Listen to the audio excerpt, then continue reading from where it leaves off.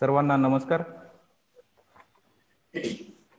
मी विकास चव्हाण आज आपल्या समोर महाराष्ट्र समावेशित शिक्षण समावेशित संघाच्या वतीनं पुन्हा एकदा सर्वांचं स्वागत करतो.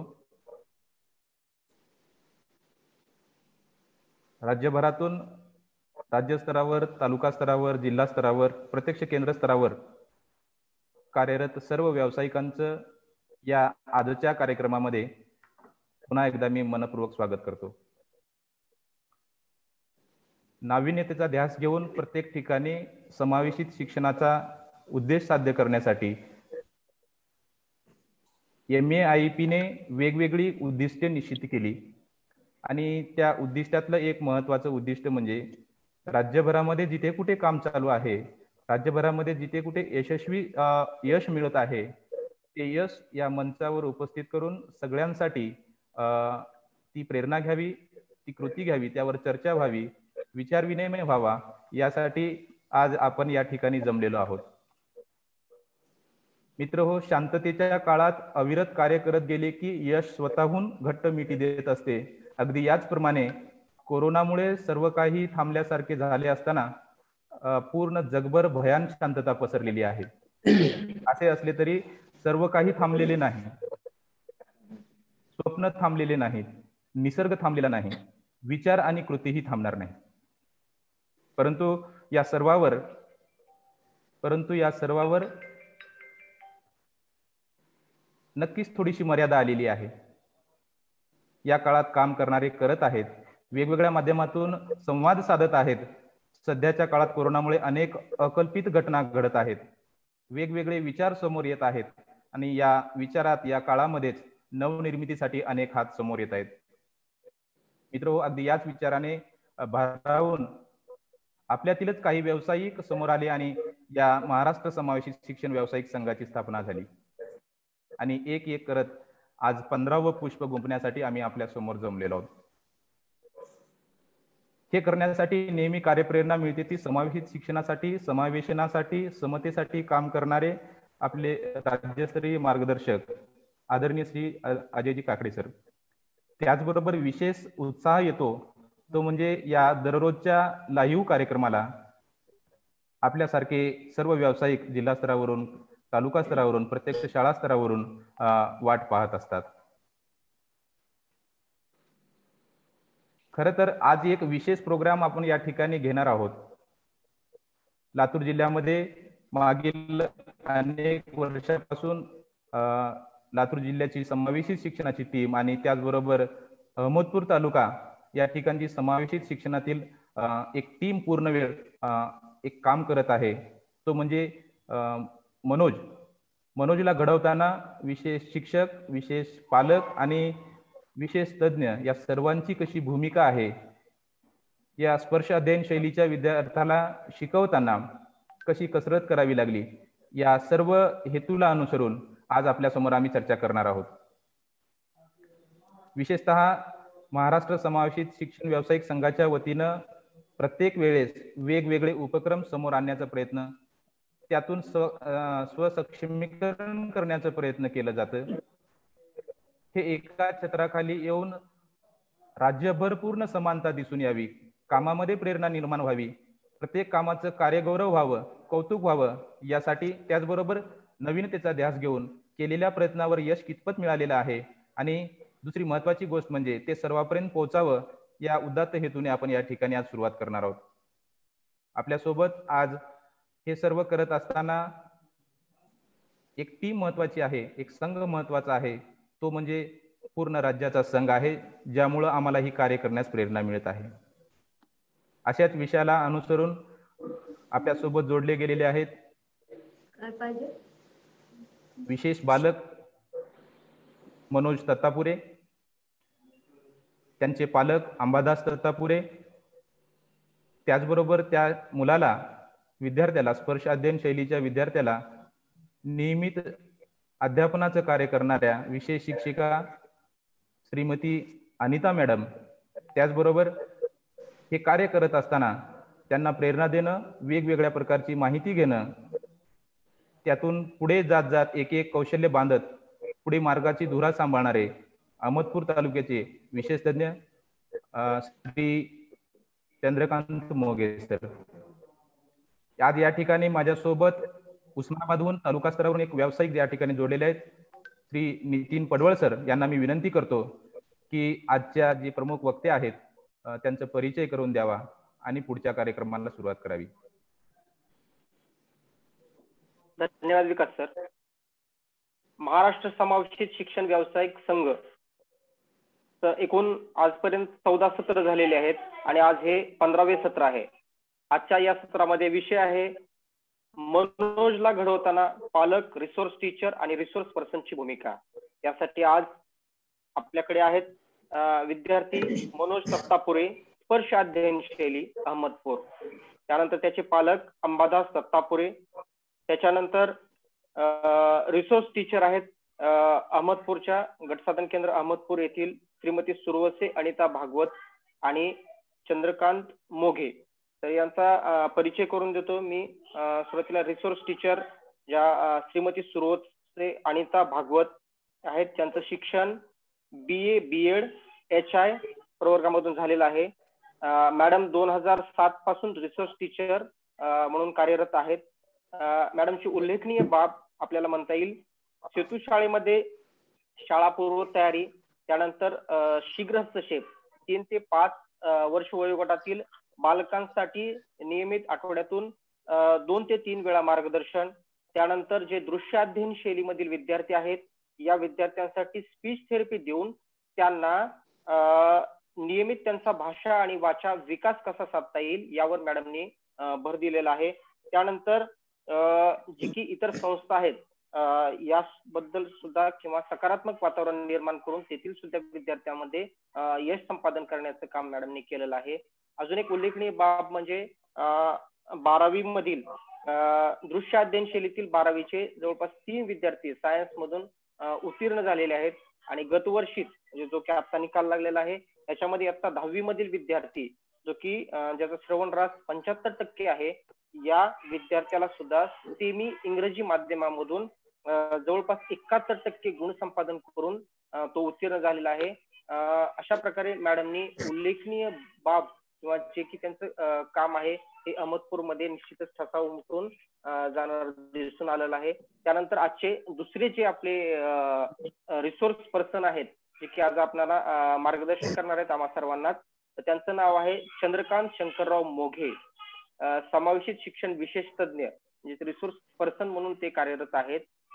सर अंध प्रवर्ग यामधील असून गटसाधन केंद्र अहमदपूर या ठिकाणी कार्यरत आहेत. सर स्वतः पण पूर्णतः अंध आहेत.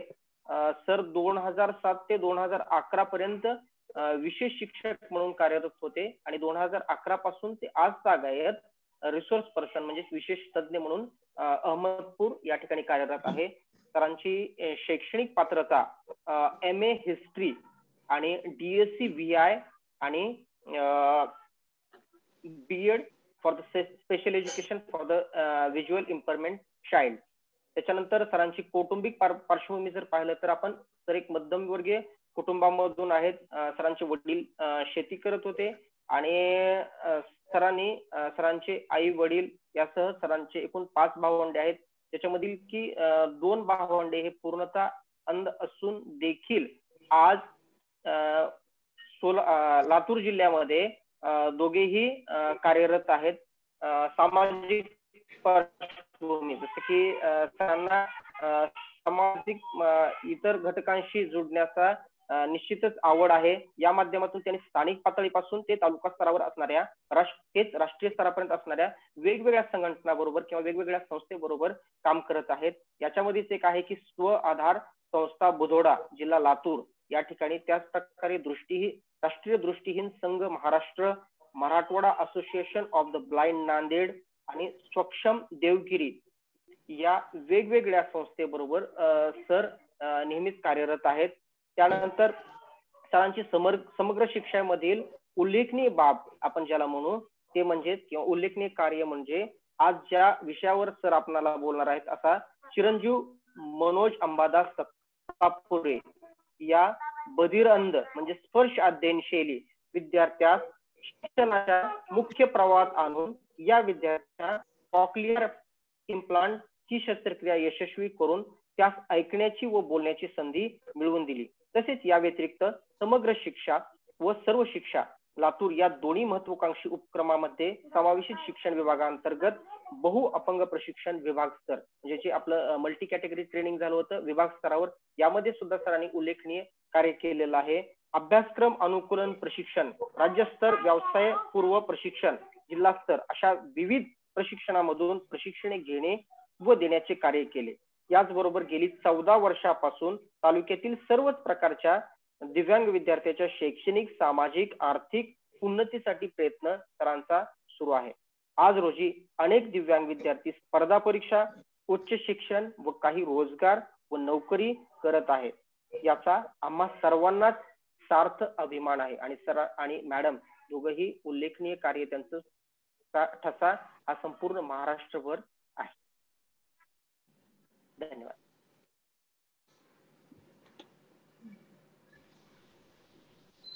चंद्रकांत मोगे सर, आपण आता आपल्या सत्राला सुरुवात करू.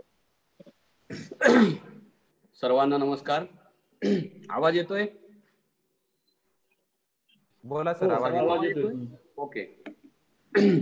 एका ठिकाणी कवीने असं म्हटलेलं आहे, तू बुद्धी दे, तू तेज दे, नवचेतना विश्वास दे. तू बुद्धी दे, तू तेज दे, नवचेतना विश्वास दे.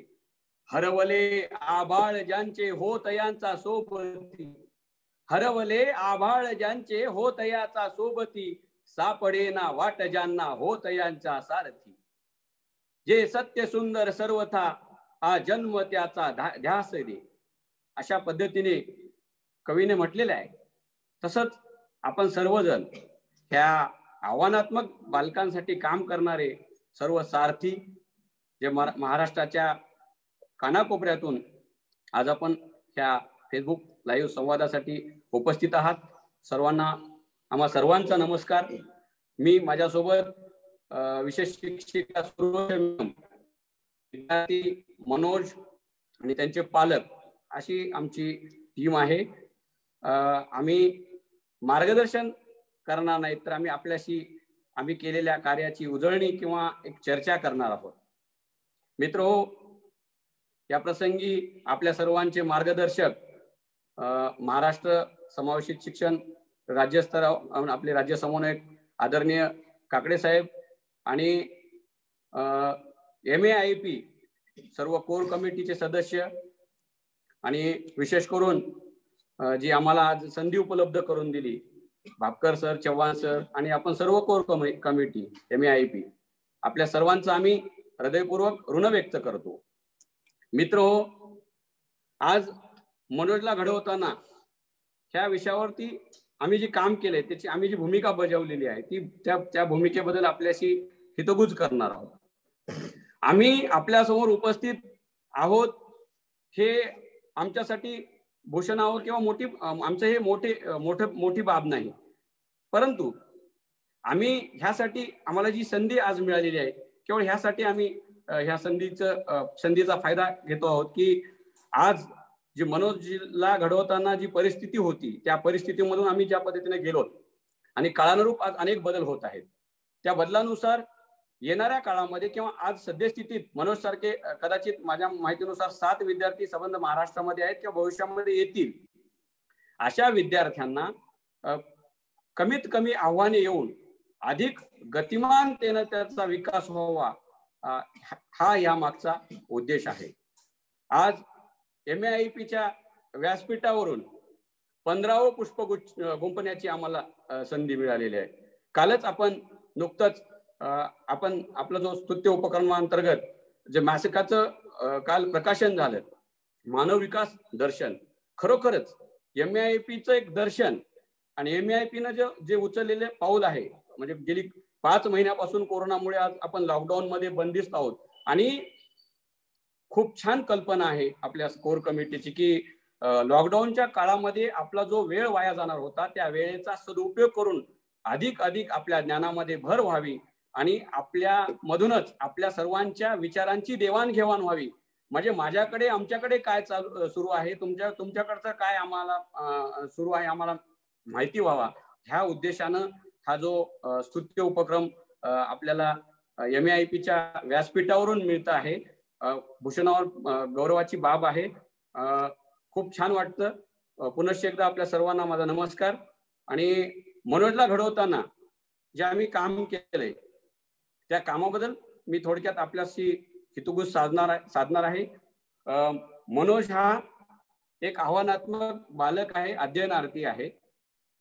तो स्पर्श अध्ययन शैलीने अभ्यास करणार आहे.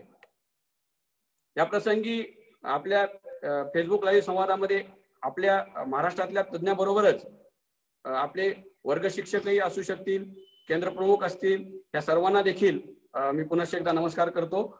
आणि मनोजला घडवताना सुरुवातीच्या काळामध्ये कुठल्या पद्धतीचे आव्हान आमच्या समोर होते, ते कसे आम्ही पेलवत गेलो आणि हळूहळू मनोजमध्ये कशा पद्धतीने सुधारणा होत गेल्या हे मी सांगत असताना, मनोजचा जन्म 8 नोव्हेंबर 2006 मध्ये झाला.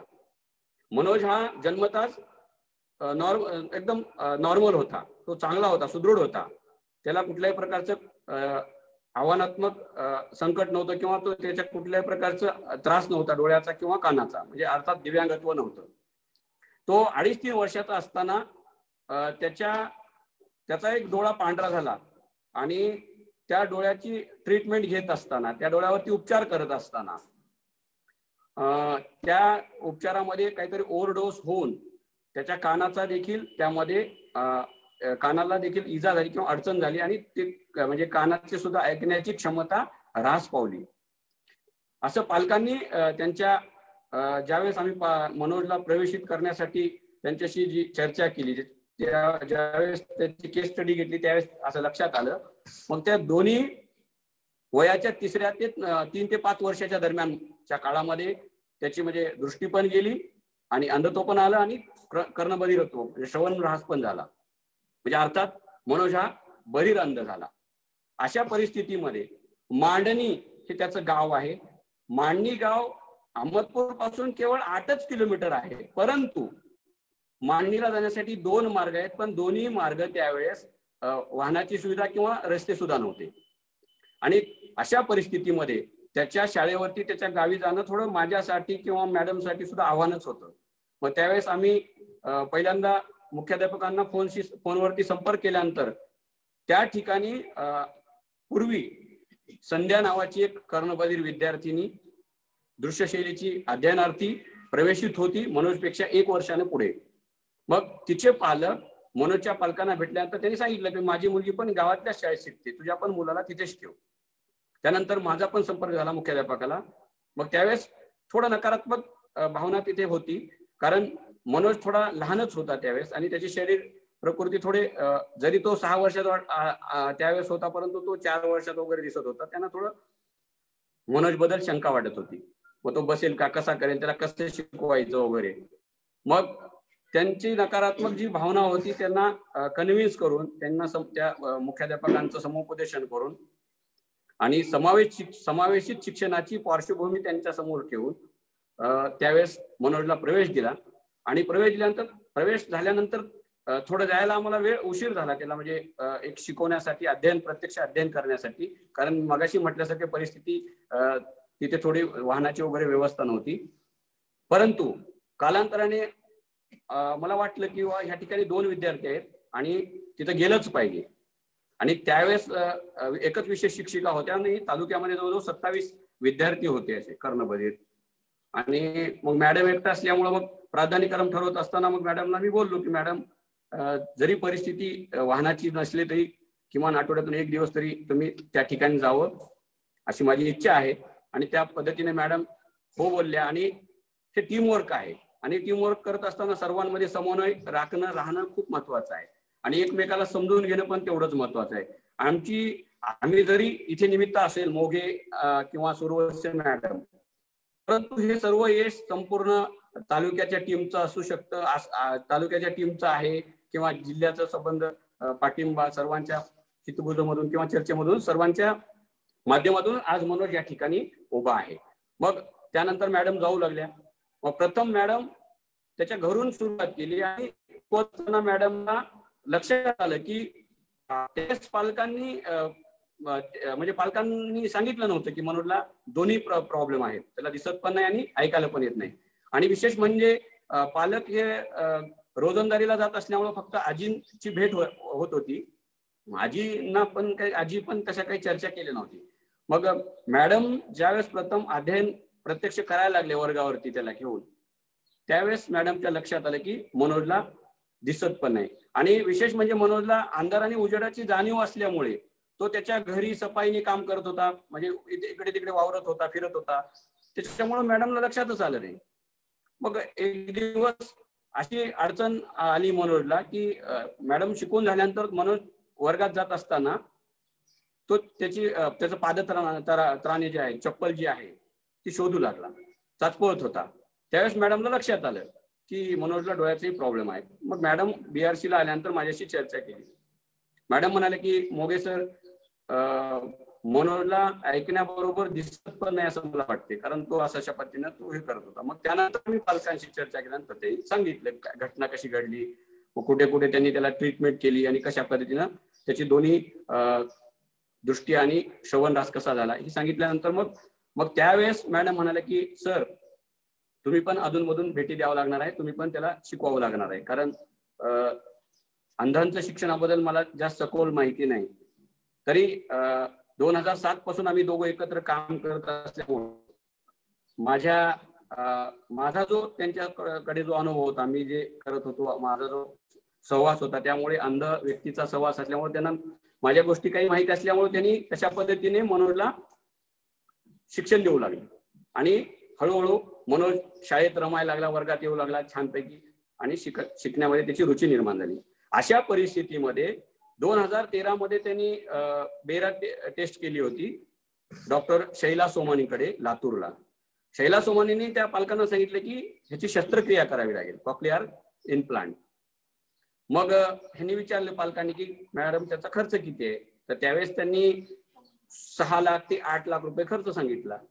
मग त्यावेळेस पालकांची परिस्थिती अतिशय गरीब आहे, त्यांना स्वतःचं घर गावात नाही किंवा शेती सुद्धा नाही, केवळ रोजंदारी करणारी व्यक्ती आहे. 8 लाख म्हटल्यानंतर तरी पालकांचं 9वी पर्यंत शिक्षण आहे, त्यांची मिसेसचं आणि त्यांचं दोघांचं पण. त्यामुळे थोडा त्यांना धक्का बसला की एवढे पैसे आपण कुठून करणार.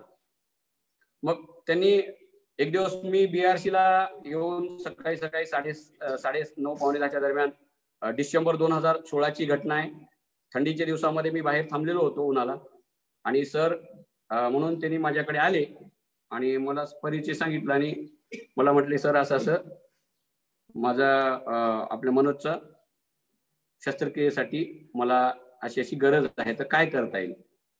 आता मनोजचे वडिलांचा जास्त सहवास आम्हाला शस्त्रक्रियेपासून आला, आणि त्यापूर्वी त्याच्या आजीचा जास्त आम्हाला परिचय होता मनोजच्या, म्हणजे मनोजच्या पप्पांच्या आईचा, आणि मनोजच्या वडिलांचा पप्पांचा जास्त त्याशी संपर्क नव्हता. मग आम्ही दोघे चर्चा केलो आणि त्यांना मी म्हटलो की ठीक आहे, 6 लाख 8 लाख काहीतरी करता येईल आपल्याला त्यासाठी, पण तुम्ही ह्या सगळ्या गोष्टी करायला तयार आहात का. म्हणजे आपण हे फक्त दिशादर्शक आहोत, त्यांना आपण मार्ग दाखवणारे आहोत. त्या मार्गाने ती व्यक्ती जर जात असेल तर आपल्याला काही अडचण नाही, जिथे त्यांना अडथळा आला तिथे आपण सोडवण्याचं काम करू शकतो, हा आत्मविश्वास मला होता. आणि त्याप्रमाणे त्यांना होकार दिल्यानंतर ते पुण्याला गेले आणि सुरुवातीला त्यांनी काही नातेवाईकांकडून वगैरे पैसे घेऊन मनोजचं सिटी स्कॅन वगैरे पुण्याला केलं. सिटी स्कॅन केल्यानंतर त्यांनी लगेच तिथूनच मला फोन केला, मला आजही आठवतं की सर कसं करायचं. मी त्यांना हा आत्मविश्वास दिला, निश्चितच तुमच्या मनोजच्या शस्त्रक्रियेसाठी कुठलीच अडचण येणार नाही, बिनधास्तपणे तुम्ही कामाला लागा, पैसे ऑटोमॅटिक उपलब्ध होतील. आणि त्या पद्धतीने त्यांनी कामाला लागले. आणि मी आणि माझे सहकारी BRCचे समाज शिक्षणातल्या टीम मधले माझे सहकारी, तालुक्यातले शिक्षक संघटनांचे सगळे शिक्षक बांधव, काही सामाजिक मंडळी, आपले काही अधिकारी आणि लोकप्रतिनिधी, ह्या सर्वांच्या माध्यमातून पुन्हा मदत केली आणि त्यानंतर त्यांनी काही पुण्यामधून माझ्या मार्गदर्शनाने फोन संपर्कामुळे पुण्यामध्ये जाऊन ट्रस्टी वगैरे आणि त्या KM रुग्णालयामध्ये त्याची शस्त्रक्रिया झाली कॉक्लिअरची. त्या ठिकाणच्या डॉक्टरांकडून किंवा त्यांचे जे ट्रस्टी लोक आहेत त्यांच्या मार्गदर्शनामुळे इतर ट्रस्टकडून त्याला मदत मिळाली आणि फेब्रुवारी 2016 मध्ये मनोजची कॉक्लिअरची शस्त्रक्रिया झाली. मग शस्त्रक्रिया झाल्यानंतर हेच आम्हाला फोन आला, आनंद झाला आम्हाला. सगळीकडे अहमदपूर तालुक्यामध्ये वेगवेगळ्या व्हॉट्सअप ग्रुपमधून अभिनंदन मनोजचं होत होतं. आम्हाला खूप आनंद वाटत होता, अभिमान वाटत होता. आणि अभिमान ह्यासाठी वाटत होता की ज्या विद्यार्थ्याला, ज्या अध्ययनार्थ्याला, ज्या आव्हानात्मक बालकाला सुरुवातीला कुठल्याच प्रकारचा आवाज जात होता, परंतु त्या बालकाला आज एकदम कमीत कमी मायक्रो आवाज देखील त्याला जातो. मी एकदा गृहभेटीला गेलो असता ऑपरेशनच्या नंतर, शस्त्रक्रियेनंतर, लायटरने गॅस पेटवला होता तर त्याला पटकन लक्षात आलं गॅस पेटवला म्हणून. इथपर्यंतचा बारीकसा आवाज सुद्धा त्याला जाऊ लागला लायटर पासूनचा. म्हणजे तो, त्यामुळे आम्हाला आनंद झाला की ज्याला ऐकण्याची क्षमता मिळालेली आहे आणि तो त्या क्षमतेच्या माध्यमातून, दृष्टी तर नाही, फक्त अंधार आणि उजेडाची जाणीव आहे, मग श्रवण क्षमतेचा, त्याचं श्रवण क्षमता मिळाल्यामुळे निश्चितच त्याला त्याच्या विकासामध्ये मदत होणार आहे याची जाणीव आम्हाला झाली. आणि हळूहळू मनोज चांगल्या प्रकारे आवाजाला प्रतिसाद देऊ लागला.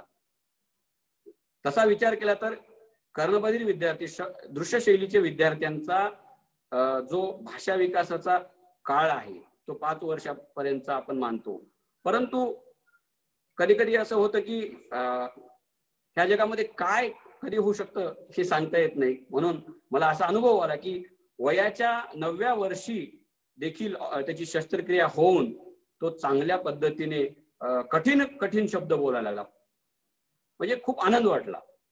मला शंका होती की बाबा एवढ्या उशिरा जर ऑपरेशन शस्त्रक्रिया जर झाली तर तो कसा बोलेल, परंतु तो छानपैकी रिस्पॉन्स देऊ लागला आणि शाळेमध्ये सर्व शिक्षक, सर्व विद्यार्थी त्याला छान मदत करू लागले आणि तो आज 7वी पास होऊन त्या शाळेमधून 8वी साठी संस्थेमध्ये गेलेला आहे. मनोज हा खूप कल्पक आहे. तो त्याच्या परिसरामध्ये वावरत असताना छान पद्धतीने वावरतो, पण नवीन ठिकाणी थोडा तो नवीन स्पर्शाला किंवा नवीन ठिकाणी तो घाबरतो. पण त्याला जर एकदा जर जाणीव करून दिली तर तो तिथे बिनधास्तपणे वावरतो.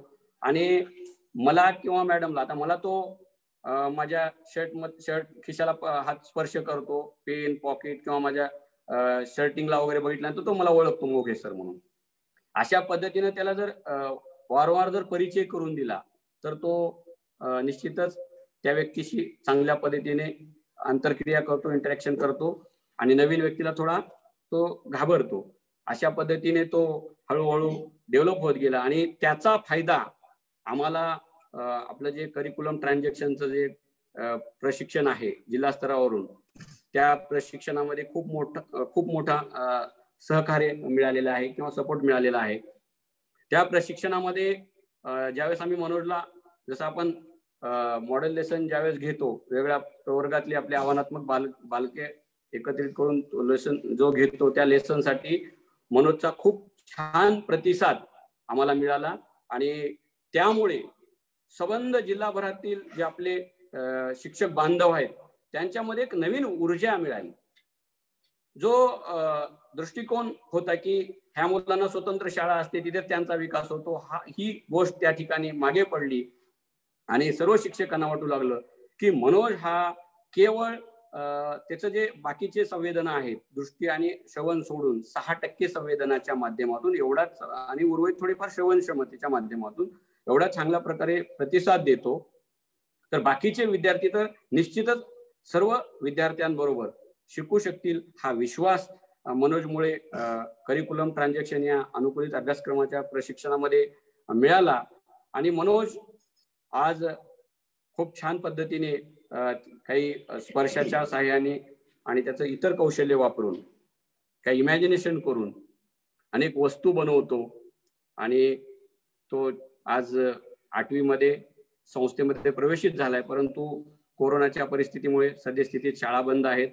तो घरूनच अभ्यास करतोय आणि घरी त्यांच्या पालकांशी आम्ही संपर्क करून त्याला ज्या काही ऍक्टिव्हिटी आहेत त्या आम्ही सतत त्यांच्याशी संपर्क करून सांगत असतो आणि त्या पद्धतीने ऍक्टिव्हिटी मनोज करत असतो.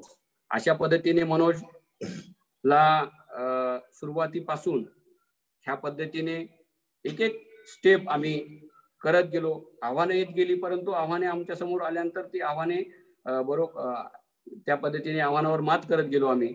आणि मनोज आज एक चांगला विद्यार्थी जो आज सर्वसामान्य विद्यार्थ्यांबरोबर चांगल्या पद्धतीने वावरतो. त्याच्या सवंगड्यांबरोबर सवंगड्यांना देखील एक आनंद होतो आणि महत्वाच्या प्रसंगी परिपाठावरती त्याला समोर मुद्दामून संधी दिली जाते आणि ते त्या संधीचा तो त्या ठिकाणी वापर करून सर्वांना एक प्रेरणा देतो.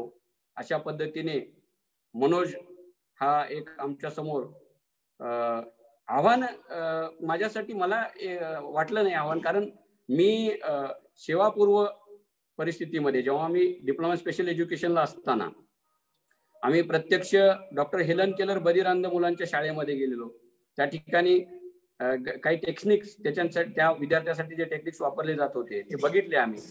ते माझ्या लक्षात होतं की मनोजला कशा पद्धतीने जर टेक्निक्स दिल्या, तंत्र दिले तर तो ते कौशल्य करू शकतो. उदाहरणार्थ की त्याच्या वर्ग त्याला कसं समजणार, त्या ठिकाणी आम्ही वही चिटकवण्याचं काम किंवा अशा पद्धतीने बाथरूमच्या ठिकाणी किंवा बेसिनच्या ठिकाणी त्याच्या घरी ब्रश वगैरे ठेवलेला, ते ब्रश ठेवण्याचं ते ठेवलेलं, म्हणजे ह्या पद्धतीनं तो रिस्पॉन्स करत गेला आणि तो कौशल्य आत्मसात करत गेला. अशा प्रकारे मनोजला घडवत असताना मग मॅडम सुरुवात त्यांनी कशा पद्धतीने केली हे आपल्या समोर व्यक्त होतील. नमस्ते सर. प्रथम सर्वांना धन्यवाद.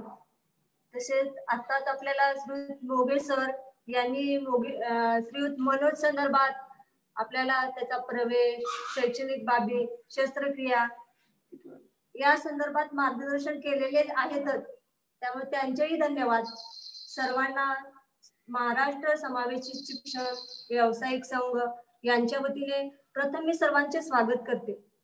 महाराष्ट्र समावेशित शिक्षण व्यावसायिक संघ या संघाने या लॉकडाऊनच्या काळामध्ये जो हा खरोखरच अत्यंत चांगला उपक्रम राबवलेला आहे. या उपक्रमामुळे दिव्यांग क्षेत्रात कार्यरत असणाऱ्या सर्वांना त्याचा मोलाचा लाभ होत आहे.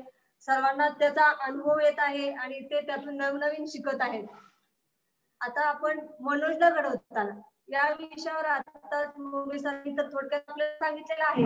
मनोजचा प्रवेश, त्याच्या शैक्षणिक बाबी, शस्त्रक्रिया या संदर्भात त्यांनी थोडक्यात तुम्हाला छानपैकी मार्गदर्शन केलेले आहे.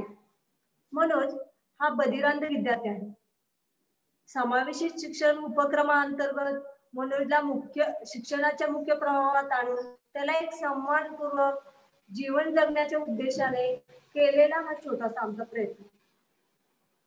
सुरुवातीला ज्यावेळेस मनोज प्रवेशित झाला शाळेत, तो प्रवेशित झाला खरा, पण त्याचं शालेय शिक्षण चालूच झाले नव्हते. मनोज ज्या वयामध्ये अंगणवाडीमध्ये जायला हवा होता, तो समवयस्क मुलांमध्ये बसून हसणे, खेळणे, बागडणे या क्रिया व्हायला हव्या होत्या. त्या कालावधीमध्ये मनोजचा सगळा कालावधी उपचारात गेला. परिणामी त्याचा जो शुक्र हस्तक्षेप कालावधी आहे तो उपचारातच निघून गेला. त्यामुळं त्याचा भाषा विकास काहीच नव्हता. मग नंतर मोगे सरांनी मला सांगितलं की असं असं आपल्याकडे मांडणी येते, पण मॅडम 2 मुलं आहेत, त्यांच्याकडेही आपल्याला जावं लागणार आहे. त्यावेळेस कर्णबधिर शिक्षिका म्हणून मी अहमदपूर तालुक्यात एकच विशेष शिक्षिका आणि एकूण विशेष गरज असणारे कर्णबधिर विद्यार्थी 27. सर्वांकडे वेळेवर पोहोचणं तरी शक्य नव्हतं. त्याच गावातील तुपकर संध्या ही जी विद्यार्थिनी तिथं प्रवेशित होती, तिला शिकवण्यासाठी मी गेले. त्यावेळेस मोगे सर आवर्जून म्हणाले, मॅडम मनोजला पण घ्या, तोही एक विद्यार्थी आहे, तो जरी शाळेत प्रवेशित नसला तरी आपल्याला त्यालाही घडवायचं आहे. त्यामुळे मी मोगे सरांच्या सांगण्यावरून वास्तविक पाहता त्याला मनोजलाही IP साठी घेतले. तो शाळेत प्रवेशित होता. वर्ग शिक्षक, मुख्याध्यापक यांची मात्र मनोजप्रती भूमिका नकारात्मक होती. त्यांना मनोज प्रवेशित असूनही शाळेत कधीच त्यांनी आणण्याबाबत त्यांचा कुठलाही अट्टास नव्हता. मीच सुरुवातीला त्याच्या शाळेमध्ये गेले. शाळेमध्ये गेल्यानंतर सुरुवातीला त्याच्या घरी गेले. घरी गेल्यानंतर पाहिलं मनोज त्याच्या आजीला चिटकून बसलेला असायचा. तो सतत आजीला एकदम चिटकून. त्याच्या आजीला खूप वेळा सांगितलं, हे काय मनोज का त्याला बाहेर काढा, त्यालाही इतर मुलांबद्दल खेळू द्या, बागडू द्या, हसू द्या. त्यानंतर त्याच्या आजीला हेही सांगितलं, आपल्याला त्यालाही शिकवायचंय, त्या सर्वसामान्य मुलांबरोबर त्यालाही हसायचंय, बागायचंय, तो सुद्धा चांगला घडू शकतो. हा आत्मविश्वास त्यांच्यामध्ये पहिल्यांदा मी निर्माण केला. त्याच्या आजीला थोडस वाटलं की हा काय करू शकेल बाबा, पण आपल्या 2-3 भेटीच्या सांगण्यावरून थोडासा विश्वास निर्माण झाला. त्याच्या आजी बरोबर जायचे. मग घरातील सगळ्या ताट, तांब्या, वाटे, ग्लास अशा काही घरातील वस्तू त्याच्या आई, बाबा, आजी यांची स्पर्शाने ओळख करून मी द्यायचे. तो रिस्पॉन्स काहीच देत नसायचा, आजीला चिपकून राहत असायचा. पण मला माहित होतं वारंवार हळूहळू सरावाने, कारण इतर मुलंही सुरुवातीला अशीच करतात, हाही हळूहळू अनुभवाने शिकेल, हा रिस्पॉन्स देईल. नंतर 2, 4, 5 भेटी झाल्यानंतर मी ठरवलं आता किती दिवस हे घरीच चालायचं, आपण शाळेतही जाऊया. त्या बाबतीत त्याच्या आजीला प्रवृत्त केलं, आपण आता उद्या पुढच्या भेटीनंतर शाळेत जायचं. शाळेत गेल्यानंतर त्या आजीला सांगितलं त्यांना घेऊनच, कारण तो सतत सोबत त्यांना घेऊनच शाळेतील परिसराची ओळख, शाळेतील वस्तू, घंटा, पायरी, अंगण ह्या सगळ्या स्पर्शाने त्याला शाळेची वाट, शाळेच्या वाटेतून येणारे अडथळे, ह्या सगळ्या गोष्टी तो अनुभवत शाळेमध्ये आला. शाळेमध्ये आल्यानंतर शाळेमध्ये सुरुवातीला आम्हाला classroom support, integrated support, classroom support, inclusive support ह्या गोष्टी आम्ही कळत नकळत करत होतो. पण त्याच्यातला नेमकेपणा मला सुरुवातीला समजलं नाही. मी इंटिग्रेटेड सपोर्ट म्हणजे वैयक्तिक रूम मध्ये त्याला घेऊन बसायचे, वैयक्तिक रूम मध्ये त्याला वैयक्तिक कौशल्य शिकवायचे. त्याच्या आजीजवळ घेतल्यानंतर सुरुवातीला मी त्याला एक स्ट्रॉची कांडी बनवली, कारण तो आजीला सोडत नसायचा. ती कांडी एक त्याच्या हातात तो आणि दुसरा माझ्या हातात तो, मग दुसरा हात त्याचा आजीच्या हाताला. अशा पद्धतीने त्याचं शिक्षण. मग त्यावेळेस त्याला चला मनोज, हाताची त्याच्या कंपड घालून मनोज त्याला कंठाभोवती हात घेऊन अ म्हणा, आ, हे जे काय ते कृती करून घ्यायचे. त्याला आवाजाची जाणीव, कारण त्याचा श्रवण हा 100% होता. नंतर तो असं जाणवलं की मला तो स्वर वगैरे उच्चारत तर नाही, पण त्याचं एकच बळ होतं, दप्तर जवळ चिपकून ठेवायचं, त्याची चप्पल जवळ चिपकून ठेवायची, त्याची पाण्याची बॉटल जवळ. किती वेळा त्याच्या आजीलाही म्हणलं की हा असं का करतोय. त्याच्या आजीलाही ते नेमकेपणा सांगता आला नाही किंवा त्याही या बाबतीत मला काही बोलल्या नाही. मी त्यांना 2-3 वेळा बघितलं, तो चप्पल एकदमच चिपकून ठेवायचा. मग मी आता वर्गात एक वैयक्तिक रूम मध्ये बस झाला, आपल्याला वर्गातही जायचं. त्याची छोटीशी बहीण 5 वर्षाची निकिता, ती शाळेत अंगणवाडीमध्ये बसायची. पण मॅडमला सांगितलं, मॅडम हिच्या सोबत ह्याला येऊ द्या, हिला सोबत, म्हणजे हळूहळू हा रमेल आणि तिच्या ह्याच्यामुळे वर्गात बसेल. मॅडम बोलल्या हा, सुरुवातीला नकारात्मक भूमिका होती, पण हळूहळू माझे प्रयत्न, ह्या गोष्टी अनुभवामुळं मॅडमलाही वाटलं काय हरकत नाही, आपणही सहकार्य करूया. मग तो वर्गात आल्यानंतर, वर्गात मी पहिल्यांदा प्रवेश करण्यापूर्वी एक गोष्ट केली की वर्गाच्या बाहेर मुलांच्या चपला ठेवलेल्या आहेत, त्या स्पर्शाने जाणं त्याला हे करून द्या. चपलात गेल्यानंतर मग परत वर्गामध्ये प्रवेश केला. वर्गामध्ये प्रवेश केल्यानंतर इतर मुलं कुठं दप्तर ठेवतात आणि हा कुठं दप्तर ठेवतो, त्याला जाणवून दिलं स्पर्शाद्वारे. बघ मनोज, हे सगळ्यांचं दप्तर कुठं आहे आणि तुझं दप्तर. हा परत सुरुवातीला मला खरं तर खूप त्रास झाला. मला वाटलं की हे माझं कामच नाही, मी कसं करू मग सर हे, आणि मला कसं जमेल हे, त्याला दिसतही नाही ना. आणि कर्णबधिर मुलांना स्पीच थेरपी देतात हे स्पेस टू स्पेस, म्हणजे ओठाची हालचाल आरशात पाहतात ती मुलं, आपल्या ओठाची हालचाल त्यांना दिसते, ओठ, टाळू, जीभ त्यांची हालचाल त्या मुलांना दिसत असते, पण ह्यालाही दिसतही नाही. मग स्पीच थेरपी घेणं एवढं सोपं काम नाही, कारण ह्याला दिसतही नाही. मोगे सर म्हणले अहो केल्याने होत आहे रे, आधी केल्याची पाहिजे. आणि तुम्हाला तर अनुभव आहेच की तुम्ही आमच्या बरोबर काम करतात. तेही खरंच होतं. कारण मी शेतू शाळा, त्या मुलांमध्ये शाळापूर्व तयारी आणि इतर काही मतिमंद मुलं, इतर सर्व दिव्यांग मुलं एकत्र बसूनच हे आम्ही उपक्रम घ्यायचो. उन्हाळ्याच्या सुट्टीमध्ये सगळं मुलं एकत्र यायची. त्यावेळेस आम्ही पाहिलं होतं या मुलांचं संवेदना कौशल्य कसं विकसित केलं जातं, स्पर्शाद्वारे त्यांना कसं शिक्षण घेतलं जातं, याचा छोटासा अनुभव मला होता. त्या अनुभवाद्वारे मी त्याच्याबरोबर काम करत गेले. काम करत असताना नंतर मी असं केलं की वर्गातल्या मुलं हा फरक कसा जाणून द्यायचा. मग त्याला असं केलं, प्रत्येक मुलींच्या केसाला हात लावला. केसाला हात लावल्यानंतर असं जाणवलं की त्याला अनुभवायला मिळालं, मुलींची केस लांब, वेण्या घातलेला, कुणाच्या केसाला बो, कुणाच्या केसाला पिना, कुणाच्या केसाला रिबन, आणि मुलांचे केस मात्र छोटे. त्यालाही उत्सुकता वाटली. त्यालाही वाटलं खरंच काहीतरी किती वेगळे पण आहे. हा घरी तो कधी अनुभवतच नव्हता, फक्त आजीला चिपकून राहिलो. आणि मॅडमलाही वाटलं वर्गातल्या की खरंच हा काहीतरी शिकू शकतोय. शाळेतले शिक्षक, मुख्याध्यापक यांना वाटलं की हाही काहीतरी शिकेल खरंच, एवढं थोडस हे करतोय आपण, त्याला दिशा दिली पाहिजे किंवा त्याला संधी दिली पाहिजे. हा अनुभव मात्र मॅडमला वर्ग शिक्षकाचा चांगला येऊन गेला. मग तो वर्गामध्ये इतर मुलांचे दप्तर, त्यांची पाण्याची बॉटल, तो डब्बा कुठं ठेवायचा, शाळेतून फळा, खडू, खुर्ची, ह्या सगळ्या गोष्टी मी स्पर्शाने त्याला जाणवू दिल्या. आपल्याला स्पीच तर डेव्हलप करायचे, परंतु ह्या वस्तू अगोदर त्याला अनुभवल्या तर पाहिजे. त्यांनी त्याचा अनुभव म्हणजे त्या कशा असतात, काय असतात, खुर्ची म्हणजे काय, हे स्पीच देण्यापूर्वी घेणं गरजेचं आहे, हे असं मला वाटलं. कारण ह्या गोष्टी खरं तर कुठलं टेक्निक असतं, तंत्र असतं हे मला माहित नव्हतं.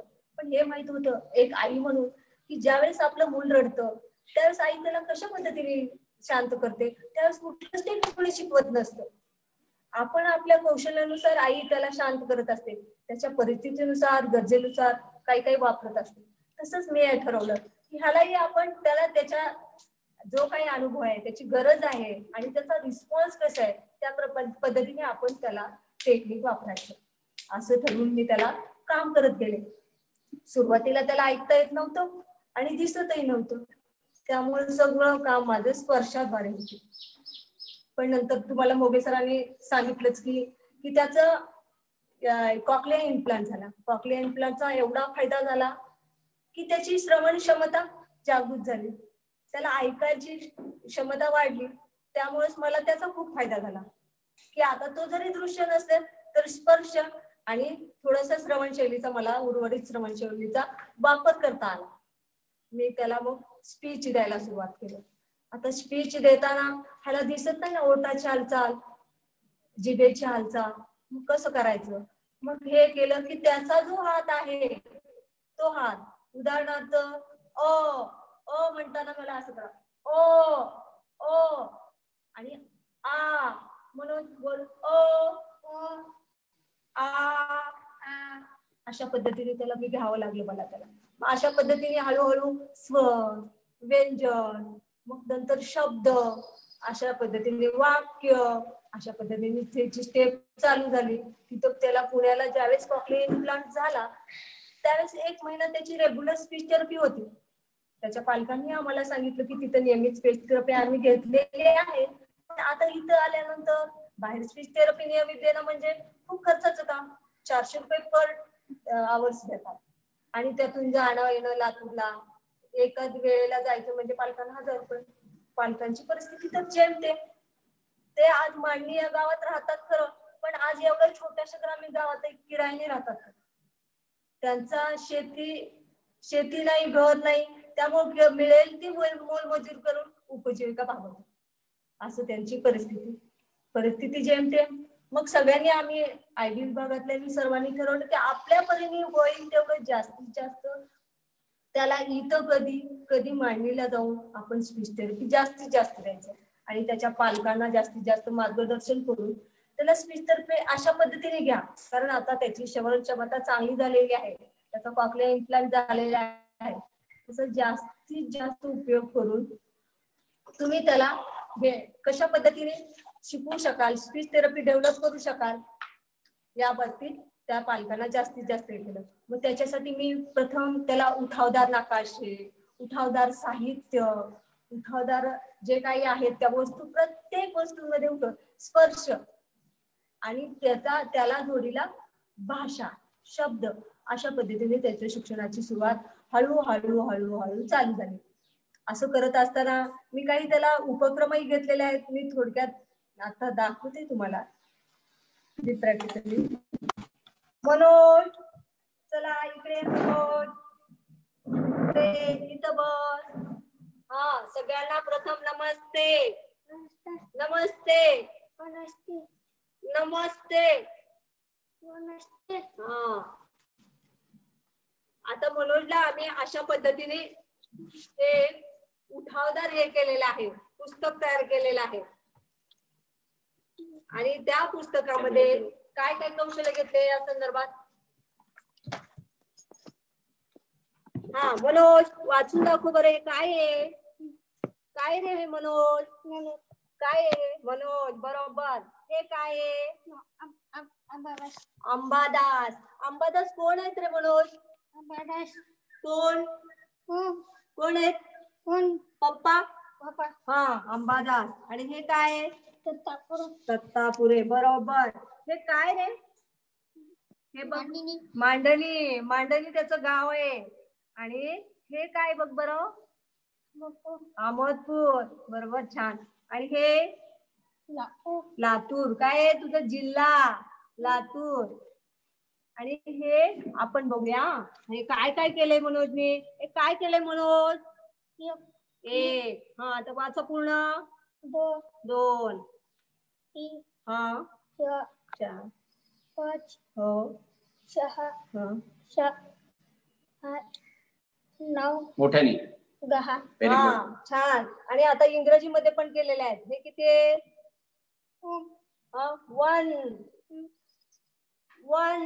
1 1 हा, 2 3 4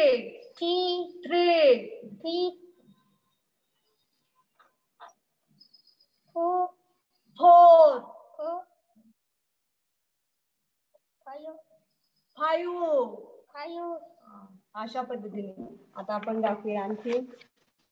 हे काय मनोज? रोटी. हे काय? ज्वारी आहे. ज्वारी हा, याची काय बनवतात? रोटी. बरोबर. हे काय रे? भाजी. आम्ही हरभऱ्याच्या भाजीचं वाळलेलं हे चिटकवलेलं आहे. त्याला समजलं पाहिजे याची काय बनवतात? भाजी म्हणून. चपाती. इथं आम्ही गहू चिटकवलेले आहेत, म्हणजे त्याला गहू आणि गव्हापासून चपाती बनवतात ही संकल्पना करण्यासाठी आम्ही गहू चिटकवलेले आहेत. भात. बरोबर. भात. आणि इथं तांदूळ चिटकवलेले आहेत. तांदळापासून भात बनवतात. हे काय आहेत पण म्हणून? तांदूळ. काय? वरण. ही काय आपण? तूर डाळ.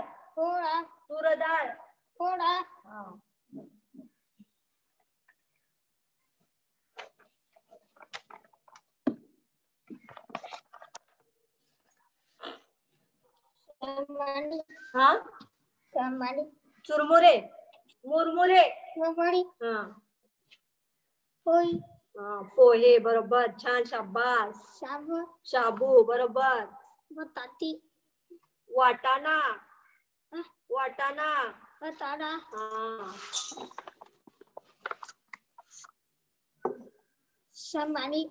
शेंगदाणे.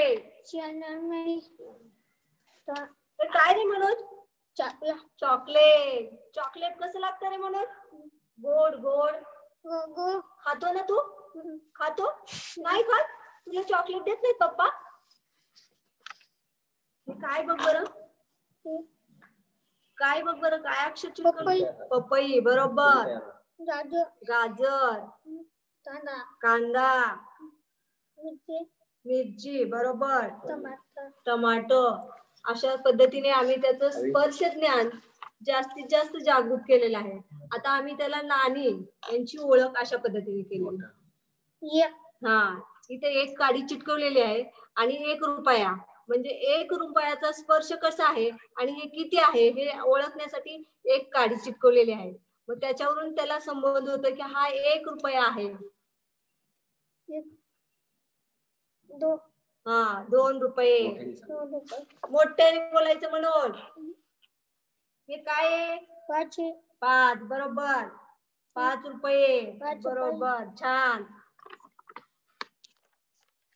इथं मोगे सरांनी, श्रीयुत मोगे सरांनी त्याला ब्रेल लिपीचं थोडस ज्ञान यावं म्हणून ब्रेल लिपी दिलेली आहे आणि त्याच्या दृष्टीने पालकांनी त्याला टिकल्या जोडलेल्या आहेत. हे पहा, टिकल्या अशा पद्धतीने केलेल्या आहेत त्यांनी. हा, ब्रेल लिपीचे जे 6 डॉट आहेत त्या पद्धतीने त्यांनी टिकल्या मांडलेल्या आहेत जेणेकरून त्याला उठावदार स्पर्श अनुभवून तो शिकण्याचा प्रयत्न करतोय. आता पहा,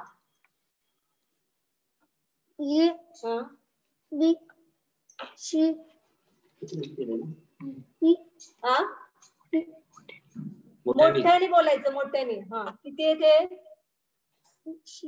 बरोबर. मोठ्याने बोला म्हणून.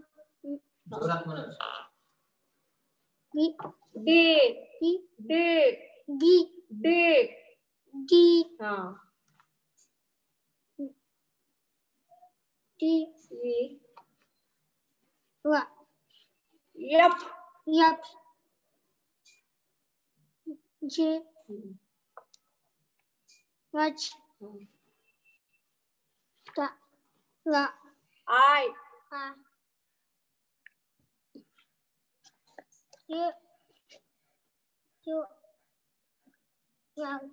L.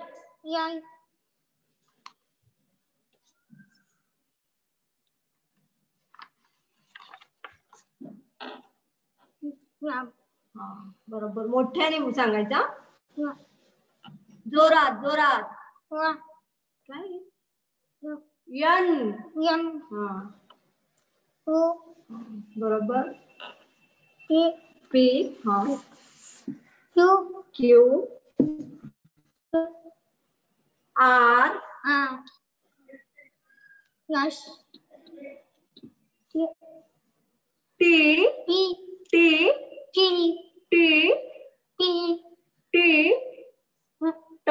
टी.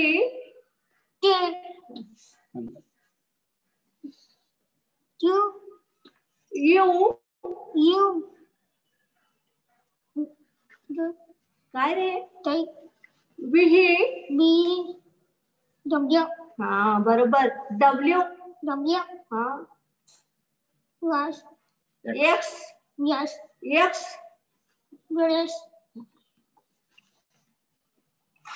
हे बघा. वाय. झेड. छान. आता आपण मनोजला सध्या नोटांची पण ओळख आहे. तो कशा पद्धतीने ओळखतो हेही पाहूया. मनोज, हे काय रे? बरोबर. हे काय आहे? काय रे? पैसे. बरोबर. किती आहेत रे?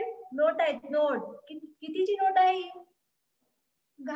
10 रुपये. 10 रुपये. आता बघा.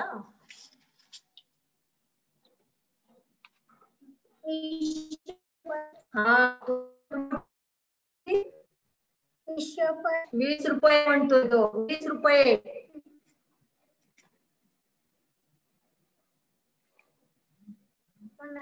बरोबर. छान. 50 रुपये.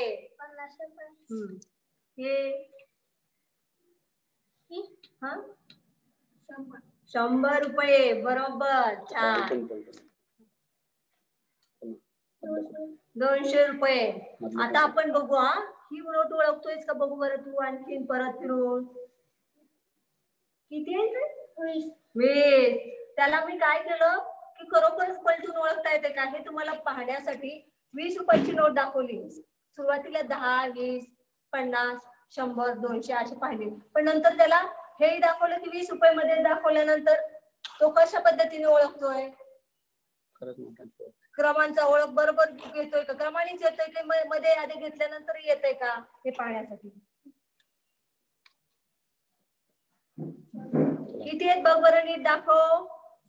100 आहेत. आणि हे बघ बरं, हा. 200. हा. आणि हे हा, हे 100 आणि ते 200. अशा पद्धतीने म्हणजे त्याला ह्या नोटा कशा ओळखताला. आता तुम्हाला सगळ्यांना हा प्रश्न पडला असेल की हा नोटा कसा ओळखतोय. ह्या काय केला, नोटा सुरुवातीला ह्याला आकार दाखवले. हा प्रत्येक नोटांचा आकार वेगळा आहे, थोडासा त्यांच्यामध्ये फरक आहे. तो फरक त्याला जाणून दिला. अशा पद्धतीने तो 10, 20, 50, 100 ह्या नोटा ओळखतो.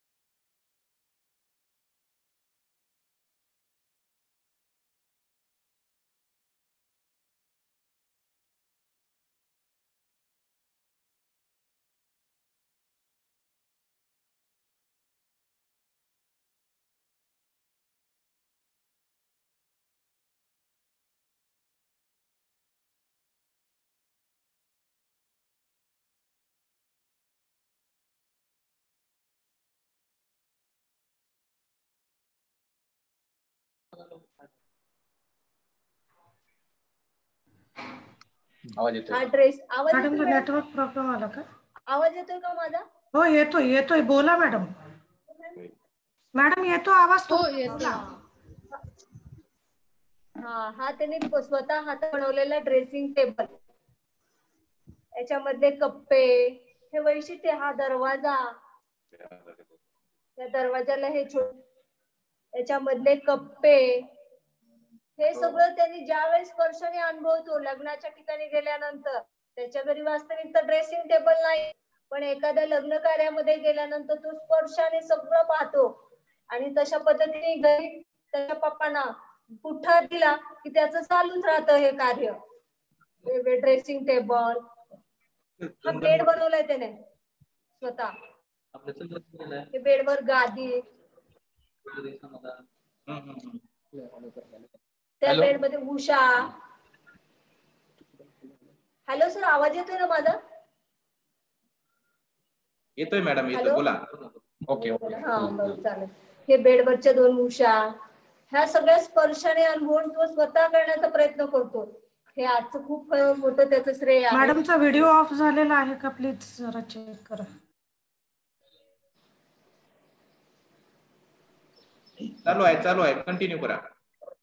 वातावरण इथे पावसाचं असल्यामुळे रेंजचा प्रॉब्लेम येतोय. रेंजचा प्रॉब्लेम येत असेल. बोला, कंटिन्यू करा. ओके. हा बेडही त्यांनी बनवलेला आहे स्वतः हाताने.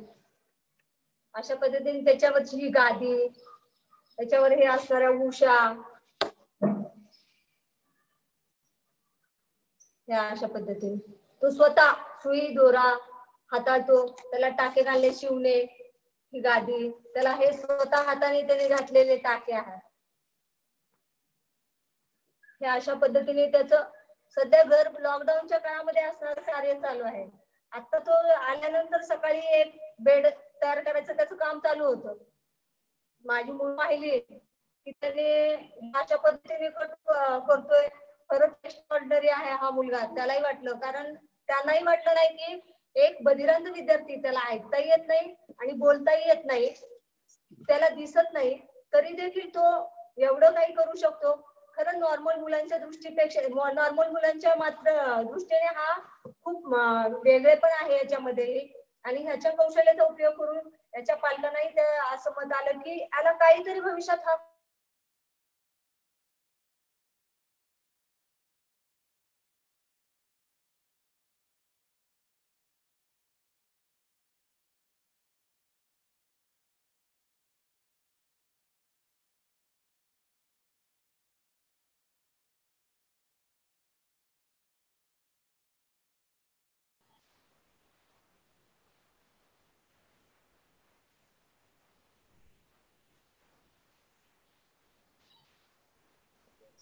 आवाज येतोय माझा नंबर?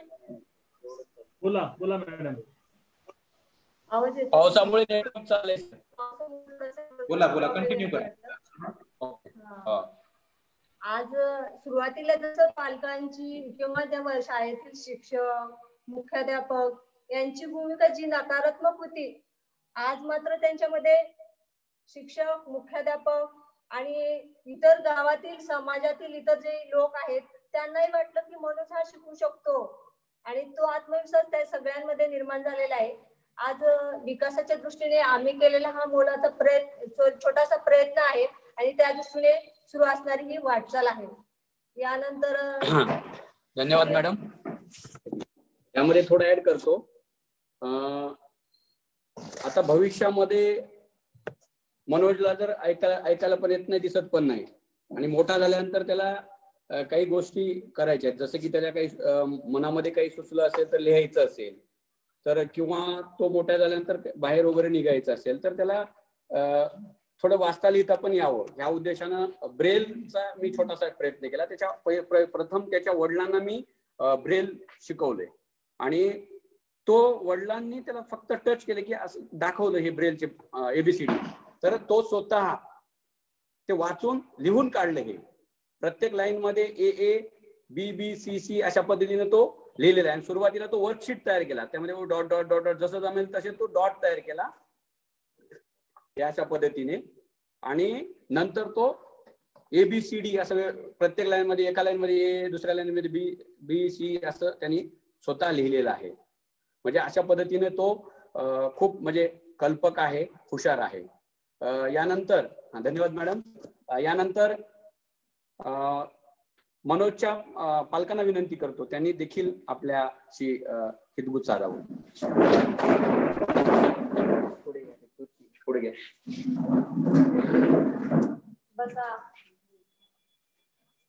नमस्कार सर, मी श्री अंबादास मनोहर दत्ता, राहणार मांडणे, तालुका अहमदपूर, जिल्हा लातूर येथे रहिवासी असून मोगे सरांनी सांगितल्याप्रमाणे माझ्या कुटुंबामध्ये आई, पत्नी, मनोज व मुलगा असा परिवार आहे व माझ्या पत्नीचे 9वी पर्यंत शिक्षण झाले.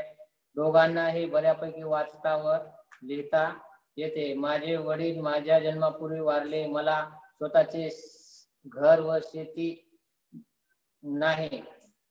देखील नाही. माझी आई अंशकालीन कर्मचारी म्हणून गावातल्या सरकारी दवाखान्यामध्ये 1985 पासून काम करते व मला मिळेल ते रोजगार करतो. सरांनी सांगितल्याप्रमाणे मनोज हा जन्मता चांगला व संतुष्ट होता, परंतु वयाच्या 3ऱ्या वर्षापासून त्याला बघता पण दिसायला कमी दिसतं, ऐकायला पण यायचं. आम्हाला नंतर लेट कळाल्यामुळे थोडं काही ऐकायला पण येत नव्हतं.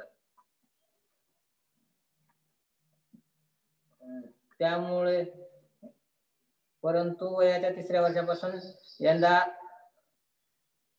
दिसत नव्हते, ऐकता येत नव्हतं.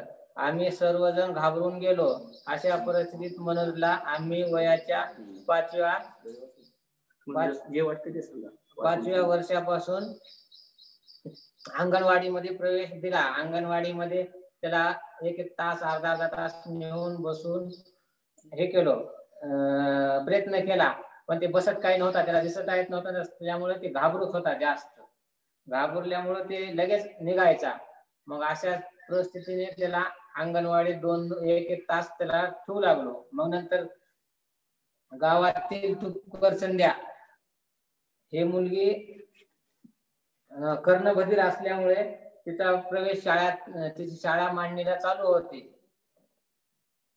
मग त्या आमच्या मनोसाठी शाळेमध्ये प्रवेश नाही म्हणले. अशा विद्यार्थ्यांना सेपरेट शाळा आहे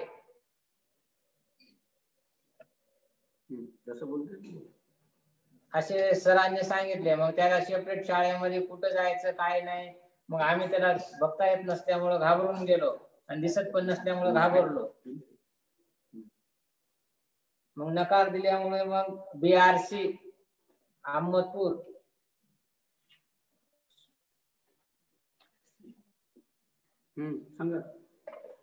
BRC अहमदपूर इथे आलो मोगे सरांकडे. मग त्यांनी पहिली मध्ये प्रवेश मिळवून दिला.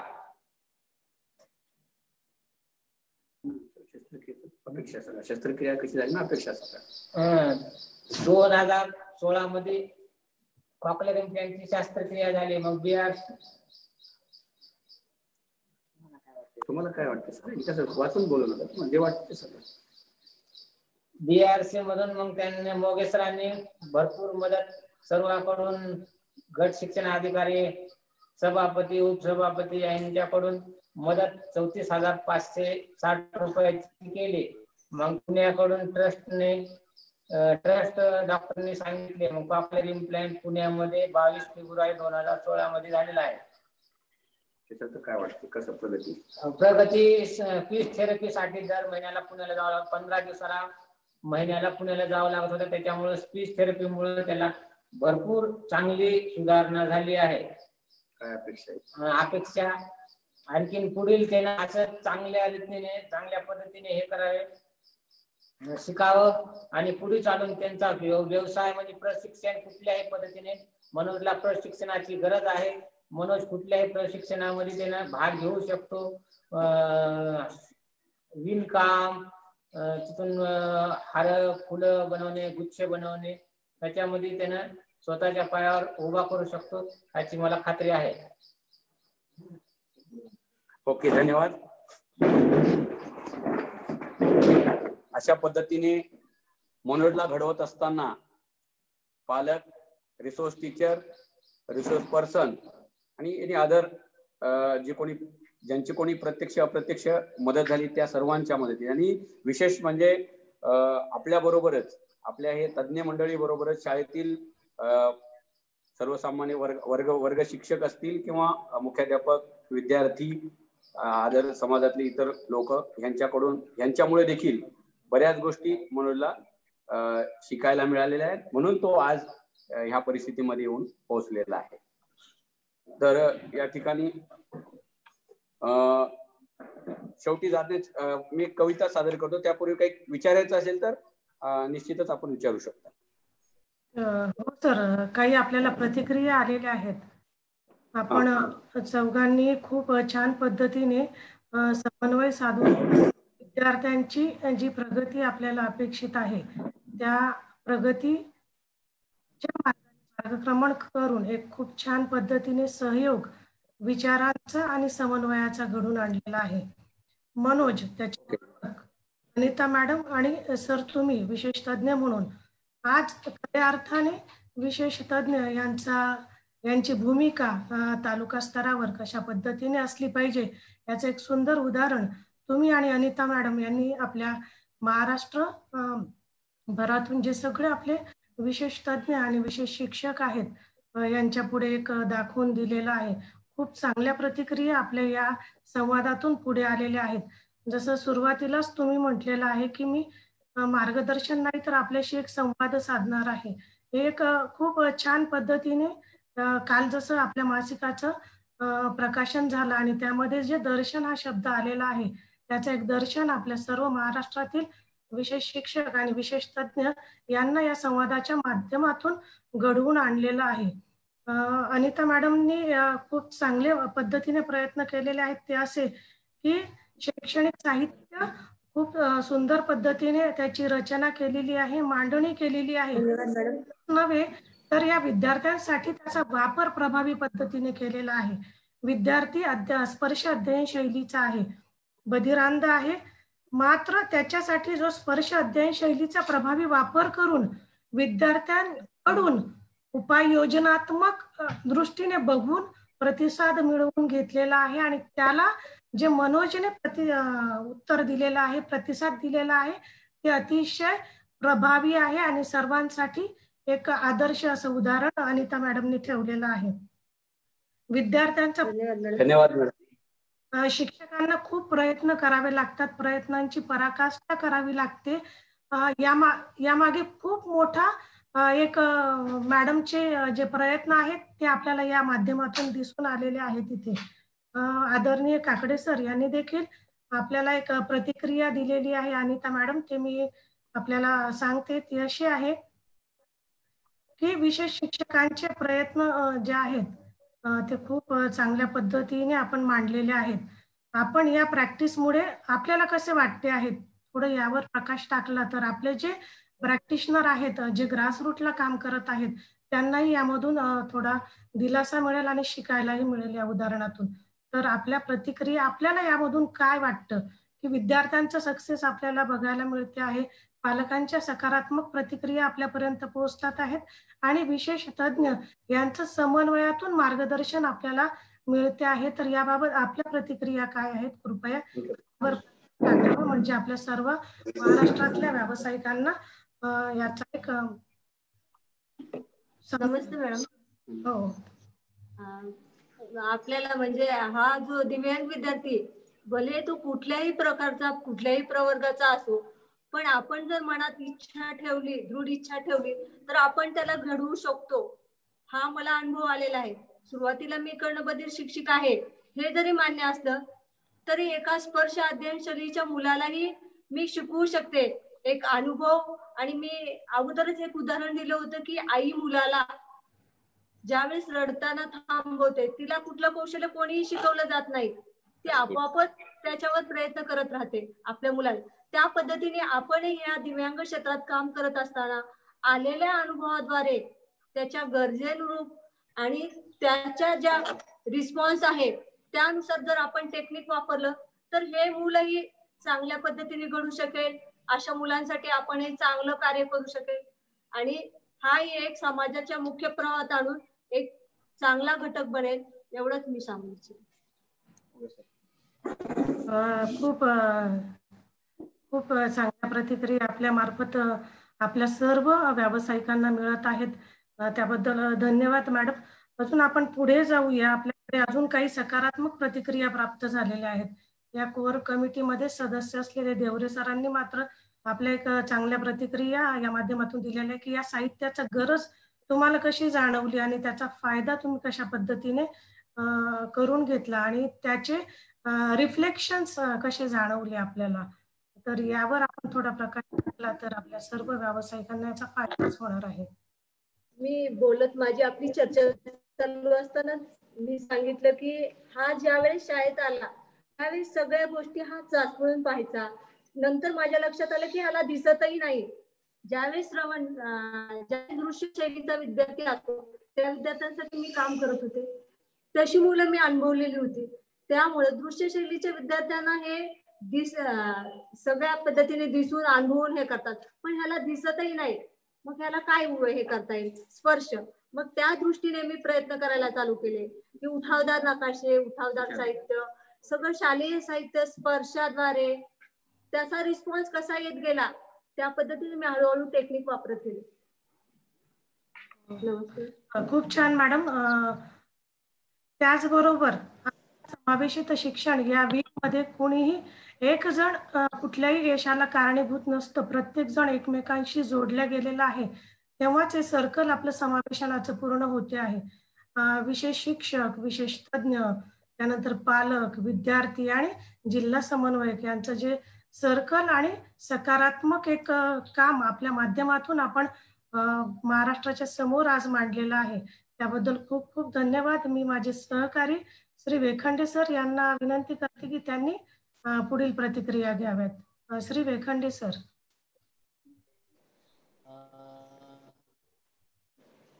नमस्कार. सर्व लातूर अहमदपूरची टीम जी आहे त्यांनी नमस्ते सर. संदर्भात थोडासा आवाज कमी येतोय तुमचा. आवाज येतोय आता सर? वाढवा सर. अजून कमी येतोय, खूप कमी येतोय. अच्छा, मग विजय मॅडमला रिक्वेस्ट आहे की मला थोडा व्हॉल्यूम प्रॉब्लेम आहे. तुम्ही नेक्स्ट क्वेश्चन तुम्ही रीड केले तर बरं पडेल. ओके ओके सर, धन्यवाद. समावेशित साधन व्यक्तीच्या कार्याकडे शिक्षण विभागाकडे समाज सकारात्मकतेकडे बघू लागल्यामुळे आपली जबाबदारी वाढली आहे असं निश्चितच म्हणावं लागेल. तर या जबाबदारीकडे आपण कसं बघता अनिता मॅडम आणि मोघे सर? मॅडम, तर आता दिवसेंदिवस बदल होत चाललेले आहेत. जसं की आता येणाऱ्या काळामध्ये नवीन शैक्षणिक धोरण सुद्धा येणार आहे, त्याची सुद्धा आपल्याला अंमलबजावणी करावी लागणार आहे. तर विद्यार्थ्याच्या गरजेनुरूप आणि समाजाच्या, पालकांच्या किंवा प्रशासनाच्या अपेक्षाप्रमाणे निश्चितच स्वतःमध्ये अधिक बदल करून घेऊन अपडेट होऊन जास्तीत जास्त विद्यार्थ्यांना त्यांच्या क्षमतेनुसार, त्यांच्या कौशल्यानुसार त्यांना प्रशिक्षण देण्यासाठी आम्ही प्रयत्न करणार आहोत. अगदी बरोबर सर, धन्यवाद. आपण पुढच्या प्रतिक्रियाकडे म्हणता येईल की काही गोष्टीकडे आपल्याला प्रकाश टाकणं क्रमप्राप्त आहे. ते असं की जसं शिक्षण क्षेत्रात झपाट्याने नवनवीन परिवर्तन घडवून येत आहेत आणि त्या परिवर्तनाला सामोरे जाताना आपण एक व्यावसायिक म्हणून अद्ययावत असणं आज काळाची गरज आलेली आहे. आपल्याला कधी कधी अशी असुरक्षितता पण वाटते की आपण जर या माध्यमातून पुढे आलो तर कदाचित आपलं काम वाढणार आहे का, काही आव्हानांना आपल्याला सामोरे जावं लागणार आहे का, अशी कुठे असुरक्षितता निर्माण होते. तर ही असुरक्षितता आपण विशेष शिक्षक, विशेष तज्ञ म्हणून कशी दूर करू शकतो यावर थोडा विचार मंथन केलं तर चांगलं राहील असं मला वाटतं.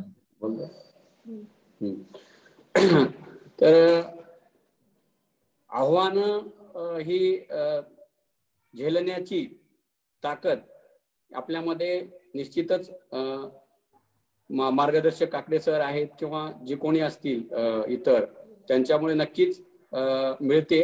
आणि विशेष म्हणजे ही मुलं बघितल्यानंतर, ही मुलं प्रतिसाद देत असताना एक उमेद जागी होते की आपण निश्चितच, आपल्यासमोर हे आव्हान नाही तर एक आपल्याला संधी आहे. म्हणून हे आव्हान न समजता स्वतःला जबाबदारी वाढेल किंवा हे झटकून लावावं किंवा हे नको, डोक्याला हे किंवा हे कशाला आपण वाढून घ्यावं असं न मानता, आपल्यासाठी मिळालेली ही सुवर्ण संधी आहे. या संधीचं सोनं करून त्या लेकराच्या, त्या बालकाच्या जीवनामध्ये नवीन दिशा किंवा त्याला जगण्याची दिशा किंवा एक उमेद निर्माण करून देण्यासाठी काम करण्याची आपली इतर विद्यार्थ्यामुळे प्रेरणा मिळत असते. खूप चांगल्या प्रतिक्रिया सर आपल्याकडून मिळत आहे. निश्चितच आपल्या सर्व व्यावसायिकांसाठी एक दिशादर्शक असणार आहे. तर विकास सर यांना मी विनंती करते की त्यांनी पुढचं सूत्र आपल्या हातात घ्यावं. धन्यवाद मॅडम.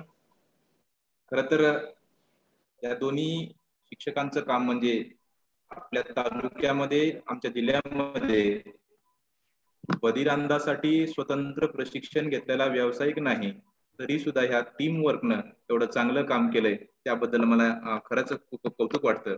या ठिकाणी एक प्रश्न आहे सर की मनोजचा हे जे झालेलं आहे कॉक्लिअर इम्प्लांट कोणत्या वर्षामध्ये झालेला आहे, म्हणजे किती वर्षाचा असताना झालेला? 2016 फेब्रुवारी 2016 मध्ये, तो 4थी मध्ये असताना, इयत्ता 4थी मध्ये शिकत असताना 2016 मध्ये. बरोबर. धन्यवाद सर. आपण केलेलं कार्य हे खरंच खूप वाखाणण्याजोगं आहे. आपण जे उदाहरण दिलात, मॅडमने जे उदाहरण दिलं की आईचं उदाहरण, हे खरंच मनाला भिडतं कुठेतरी. त्याच्यामध्ये ज्यावेळेस शिकण्याची, शिकवण्याची, अनुभव देण्याची प्रवृत्ती आपल्यामध्ये असते, त्यावेळेस नक्कीच आपल्या हातून चांगले कार्य घडतात. मॅडमचं सुद्धा खूप खूप अभिनंदन. मनोजसाठी पुढील काळामध्ये मनोजसाठी एक शिक्षक, एक व्यावसायिक म्हणून, त्यांच्या शाळा स्तरावर जाऊन प्रयत्न करणारे व्यावसायिक म्हणून आपल्याला आणखी मनोजच्या दृष्टीनं कोणत्या आवश्यक गरजा आहेत? पुढच्या वर्षी यंदा 8वी आहे, पुढच्या वर्षी 9वी, 1-2 वर्षामध्ये बोर्डाची परीक्षेसाठी जाणार आहे, सामोरे जाणार आहे. तर त्यासाठी काय प्रिपरेशन आहे किंवा त्यासाठी काय तयारी आपण करत आहात, याविषयी थोडंसं प्रकाश टाकावा. तर असा सर अभ्यास करतोय मी की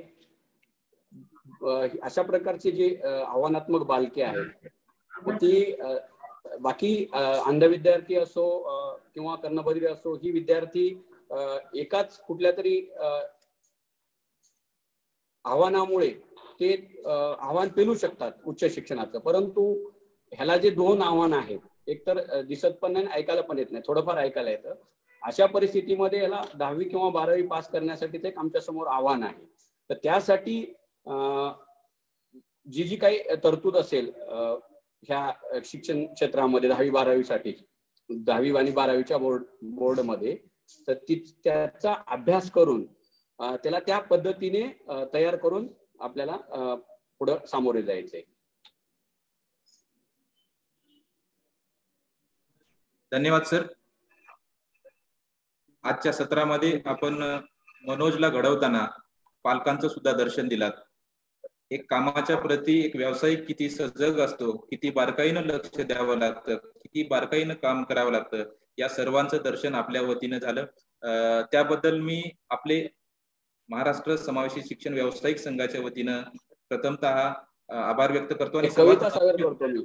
एक महत्वाची, हो सर, कवितेसाठी वेळ देणार आहे, कवितेसाठी वेळ देणार आहे सर. एक गोष्ट मला सांगावीशी वाटते की आजच्या फेसबुक लाईव्ह मध्ये आपण जे जिल्ह्यातील लोक पाहत आहेत, राज्यभरातील लोक पाहत आहेत, महानगरपालिकेतील लोक पाहत आहेत, त्याचबरोबर जिल्हा शिक्षण व प्रशिक्षण संस्था पनवेल डाएट येथील ज्येष्ठ अधिव्याख्याता सरांनी एक प्रतिक्रिया दिलेली आहे की समावेशित शिक्षणामध्ये आपण सर्वजण करत असलेल्या कामामुळे शिक्षण विभागातील सर्व लोकांचं लक्ष आपल्याकडे वेधलेलं आहे, पर्यायानं जबाबदारी सुद्धा आणखी वाढत आहे, अशी प्रतिक्रिया जिल्हा शिक्षण व प्रशिक्षण संस्थेद्वारे मिळणं ही खरंच खूप महत्वाची बाब आहे. मी आपली तुमची कविता जवळपास 700-800 कमेंट्स आलेले आहेत जे तुमच्या अभिनंदनासाठी तुम्ही केलेल्या कामावर आधारित तुमचं कौतुक करत आहेत. समारोपाकडे वळण्या अगोदर मी तुम्हाला विनंती करतो की तुमची कविता म्हणावी आणि त्यानंतर रामदास माळेगावे सरांना विनंती करतो की त्यांनी आभारासाठी तयार आहे. धन्यवाद सर. हे जे काही आज घडत आहे ते केवळ आपल्यासारख्या एक 8-10 लोकांनी जी कल्पकता मांडली, ज्या कोणी व्यक्तींनी ही कल्पना सत्यात उतरवली की MAIP संघ स्थापन करावा आणि आपल्या महाराष्ट्रातल्या 2787 तज्ञ लोकांचं किंवा इतर ह्या क्षेत्रात काम करणाऱ्या तज्ञ लोकांचं अधिक उत्साह आणि ज्ञानामध्ये भर पाडावी आणि त्याला एक सशक्त करावं, या शैक्षणिक बाबतीत त्याला अधिक त्याला हे बनावं, ज्ञानी बनवावं आणि त्याचा उपयोग आपल्या या आव्हानात्मक बालकाच्या शिक्षणासाठी करावा. हे खरं कौतुकास्पद आणि अभिनंदनास्पद आहे. आणि केवळ आपल्यामुळे MAIP मुळे आज ही आम्हाला महाराष्ट्रासमोर सादर करण्याची संधी मिळाली. मनोजला घडवताना मनोजची एक केस एक निमित्त आहे, ही सादर करण्याची संधी मिळाली, जेणेकरून संबंध महाराष्ट्रातील अशा विद्यार्थ्यांसाठी प्रेरणा मनोज ठरेल.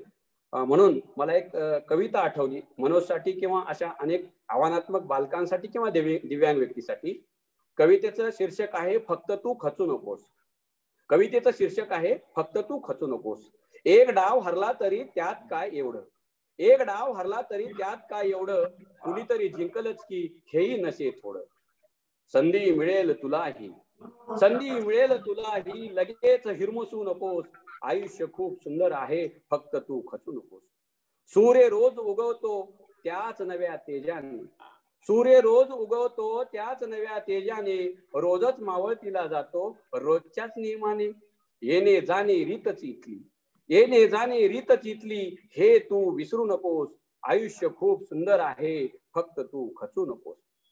प्रेम तुझ्यावर करणारे, प्रेम तुझ्यावर करणारे कितीतरी लोक आहेत, तुझ्यासाठी जोडणारे खूप सारे हात आहेत. अरे अशाच आपल्यांसाठी, अरे अशाच आपल्यांसाठी तूही थोडं हसून बघ. आयुष्य खूप सुंदर आहे, फक्त तू खचू नकोस. वाट तुझी बघत असतो, वाट तुझी बघत असतो, रोजच कुणीतरी तुझ्यासाठी जगत असतो. आस लावून प्रत्येक क्षणी त्यांच्यासाठी तुलाही जगायचे, त्यांच्यासाठी तुलाही जगायचे. अश्रू तू गाळू नकोस. आयुष्य खूप सुंदर आहे, फक्त तू खचू नकोस. ओठ आणि उघडून डोळे, ओठ आणि उघडून डोळे पहा जरा जगाकडे. प्रत्येकाच्या आयुष्यात काहीतरी असतेच थोडे. नाही नाही म्हणून, नाही नाही म्हणून उगाच पुढं तू बसू नकोस. आयुष्य खूप सुंदर आहे, फक्त तू खचू नकोस. सामर्थ्य आहे हातात जर, सामर्थ्य आहे हातात जर, स्वप्ने डोळ्यात घेऊन चल. सामर्थ्य आहे हातात जर, स्वप्ने डोळ्यात घेऊन चल. परिस्थितीशी भिडून छाती दोन हात करत चल. विजय तुझाच असेल, विजय तुझाच असेल, तेव्हा मागे वळून बघू नकोस. आयुष्य खूप सुंदर आहे, फक्त तू खचू नकोस. आयुष्य खूप सुंदर आहे, फक्त तू खचू नकोस. धन्यवाद. या ठिकाणी आम्हाला संधी दिली MAIP ने या व्यासपीठावरून संबंध महाराष्ट्राला एक चर्चात्मक संवाद साधण्याची. त्याबद्दल आम्ही आपले मनापासून आम्ही सर्वांच्या वतीने, आमच्या टीमच्या वतीने, चौघांच्या वतीने आणि आम्हाला जी 2 टेक्निकल मदत करत आहेत आमचे मॅडमचे 2 चिरंजीव, त्यांचे सुद्धा, त्यांच्या वतीने देखील आपले ऋण व्यक्त करतो आणि आम्ही या ठिकाणी थांबतो. ओके सर, धन्यवाद. आपण जी प्रेरणादायी कविता घेतली ती सुद्धा खूप महत्वाची आहे. विकास सर नेहमीच प्रेरणा देते ती कविता, नेहमीच प्रेरणा देते. मॅडम ठिकाणी जाता जाता एकच मिनिट मॅडम वेळ देतो. एक महत्वाचा प्रश्न आहे. आपले मार्गदर्शक आदरणीय काकडे सरांनी एक प्रतिक्रियात्मक एक प्रश्न विचारलेला आहे की तुम्ही जी अनुभूती घेतलेली आहेत या मनोजच्या वतीनं, मनोजला समोर ठेवून, मनोजला काम करत असताना मागच्या 7-8-10 वर्षापासून जे काम करत आहे त्याला ठेवून जी तुम्ही अनुभूती घेतली ते तालुक्यातील आणि जिल्ह्यातील इतर मुलांसाठी कसा त्याचा उपयोग होईल त्याविषयी थोडंसं आम्हाला दर्शन द्यावं असं साहेब म्हणतात. इतर मुलांसाठी कशा प्रकारे त्याचा वापर होईल तुमच्या शिक्षणामध्ये, तुमच्या बोलण्यामध्ये? निश्चितच काम करत असताना केवळ अहमदपूर तालुका ही मर्यादा न समजता, अहमदपूर हे प्रशासकीय दृष्ट्या जरी असलं तरी संबंध जिल्ह्यालाच नाही तर महाराष्ट्रासाठी देखील अशा अनेक विद्यार्थ्यांसाठी मी पूर्वीपासूनच काम करत असतो. भले तो कुठल्या तालुक्यातला पालक असेल, तो जर फोन केला तर निश्चितच त्या ठिकाणी त्यांना मार्गदर्शन आम्ही करतच असतो. तरी देखील भविष्यात साहेबांनी म्हटल्याप्रमाणे भविष्यात जर अशी कुठे संधी मिळाली, मग तो कॉकलिअर प्लांटचा विषय असेल किंवा जी काही मदत असेल किंवा आमच्या ह्या मनोजला घडवताना जो अनुभव आलाय त्या अनुभवाचा वापर करण्यासाठी जिथे कुठे आमची गरज पडेल, अप्रत्यक्ष किंवा प्रत्यक्ष देखील आम्ही निश्चितच त्या विद्यार्थ्यास त्या आव्हानात्मक वर्गासाठी काम करण्यासाठी तयार आहोत. धन्यवाद सर. काही माणसं ही समाजासाठीच घडलेली असतात. त्यामध्ये गणल्या जाणाऱ्या माणसांमध्ये आपण सर्व आहोत. मी यानंतर आजच्या कार्यक्रमाचं समारोपाचं सत्र घेण्यासाठी रामदास माळेगावे सरांना विनंती करतो की त्यांनी आजच्या कार्यक्रमाचं. मॅडमला एक मिनिट मॅडमला बोलायचं होतं. मॅडम एकच मिनिट. मला शेवटी 2 शब्द बोलायचे आहेत की हे आमचं एकट्याचं काम नसून आपले जे राज्य समन्वयक काकडे साहेब, जिल्हा समन्वयक श्रीयुत भापकर सर, आमचे गट शिक्षण अधिकारी, लातूर जिल्ह्यातील सर्वच ID विभाग आणि अहमदपूर तालुक्यातील ID विभाग या सगळ्यांच्या सहकार्याने आम्ही आणि सगळ्यांच्या प्रेरणेने हे कार्य करत आहोत. हे आमचं सगळं एकट्याचं श्रेय नाही, तुमच्या सगळ्यांचे मोलाचे त्याला प्रयत्न आहेत. कधी आम्ही एकमेकांकडे आपण लातूर जिल्ह्यामध्ये काही अनुभव शेअरही करतो. सिटी ट्रेनिंग मध्ये आपण पाहिलेलं आहे की ह्या मुलांना आपण कशा पद्धतीने हे करतो, अशा पद्धतीने. त्यामुळे मी ह्या सर्वांचेही पुनश्च धन्यवाद मानते. एवढे बोलून मी माझे 2 शब्द संपवतो. धन्यवाद मॅडम. माळेगावे सर माझ्यामध्ये थोडंसं नेटवर्क इश्यूमुळे लिफ्ट झालेले आहेत. आजच्या या कार्यक्रमाच्या शेवटच्या सत्राकडे मी जातोय. आज मनोजला घडवताना मनोज सारखी राज्यभरामध्ये खूप मुलं आहेत. त्या सर्वांना नक्कीच प्रेरणादायी ठरणारं आजचं सत्र होतं. मागील काही दिवसाचं केलेलं काम हे अनुभवातून सांगताना कितीही वेळ सांगता येतं याचं उत्तम उदाहरण म्हणजे आजचं सत्र होतं. काम करत गेले की प्रेरणा मिळत जाते. प्रेरणेतून इतर लोकांना प्रेरणेतून ज्यावेळेस आपल्याकडे अप्रिशिएशन वाढतं त्यावेळेस नक्कीच आपल्यामध्ये सुद्धा उत्साह निर्माण होतो आणि तो उत्साह असं समोर दाखवण्यासाठी हे मंच नेहमीच कार्यरत आहे. या मंचावर यापूर्वी झालेले सत्र जितक्या उत्साहानं झाले तितकाच सत्र आजचा सत्र सुद्धा अनिता सुरवसे मॅडम, मनोज दत्तापुरे, त्याचबरोबर चंद्रकांत मोगे सर, त्याचबरोबर अंबादास दत्तापुरे या सर्वांच्या सहकार्याने अगदी उत्साहानं आम्ही हे पूर्ण करत आहोत. यासाठी अहमदपूर टीम, त्याचबरोबर आजचे बोलणारे वक्ते, अनुभव संवाद साधणारे मोगे सर, अनिता मॅडम, मनोज दत्तापुरे, त्याचबरोबर अंबादास दत्तापुरे या सर्वांचं महाराष्ट्र समावेशित शिक्षक संघाच्या वतीनं, शिक्षण व्यावसायिक संघाच्या वतीनं मी खूप खूप आभार व्यक्त करतो. तुम्हाला पुढच्या कार्यासाठी खूप खूप शुभेच्छाही देतो. दुसरं महत्वाचं म्हणजे राज्याच्या शुभेच्छा हे तुमच्या सोबत आहेत. प्रत्येक ठिकाणी ज्यावेळेस कार्याची सुरुवात होते, स्वतःपासून ज्यावेळेस सुरुवात करत होते, त्यावेळेस नक्कीच ते कार्य यशाकडे जात असतं. हे आमचा कार्यक्रम हा फेसबुक लाईव्हचा संवाद साधण्यासाठी, प्रत्येक काम करण्यासाठी जी कार्यप्रेरणा मिळते, ती कार्यप्रेरणा मिळते ती आदरणीय श्री राज्याचे समन्वयक आदरणीय काकडे सरांच्या वतीनं सुद्धा पूर्ण लाईव्ह सेशन प्रत्येक शब्द ना शब्द ऐकून त्यावर प्रतिक्रिया देत असतात. त्यातून आम्हाला प्रेरणा मिळत असते. तर आपल्यामुळे हे सर्व घडत आहे, त्याबद्दल खूप खूप आपलेही आभार व्यक्त करतो. राज्यातील या कार्यक्रमाची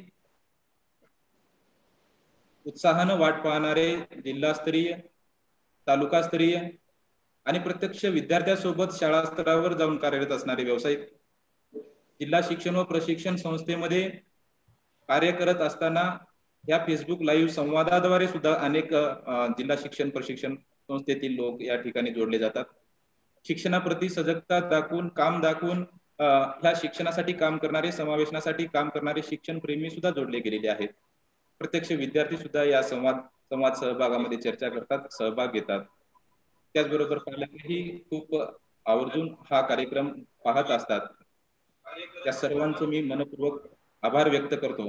आणि या सर्व कार्यकृतीमध्ये एक टीम आहे जे बॅकग्राऊंडला काम करते, महाराष्ट्र समावेशित शिक्षण व्यावसायिक संघाची. त्या टीमचे खूप खूप आभार मानतो आणि आज या ठिकाणी थांबतो. धन्यवाद. धन्यवाद.